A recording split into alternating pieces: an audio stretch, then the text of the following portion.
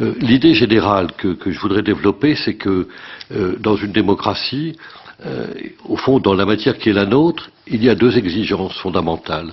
La première, qu'on a déjà évoquée à plusieurs reprises au sein de votre commission lors d'autres auditions, c'est la nécessité, bien sûr, d'assurer la transparence de l'État.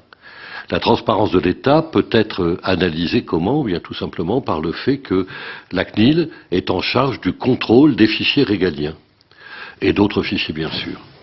Mais deuxièmement, une autre condition de la démocratie dans notre domaine, c'est que on aborde la question de l'opacité du citoyen. C'est-à-dire que le citoyen doit être opaque à l'égard du regard de l'État. Il faut que le citoyen soit opaque, comment?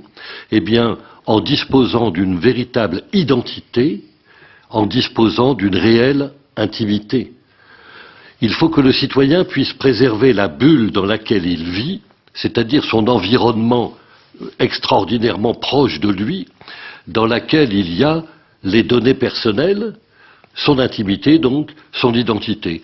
Ce que les anglo-saxons appellent la privacy, ce que nos cousins québécois appellent la privacité. Et donc effectivement, cette opacité est indispensable. Et c'est vraiment un signe de reconnaissance d'une démocratie, et notamment d'une démocratie numérique, à savoir qu'il faut que l'État ne voie plus, ne puisse pas voir au travers du citoyen.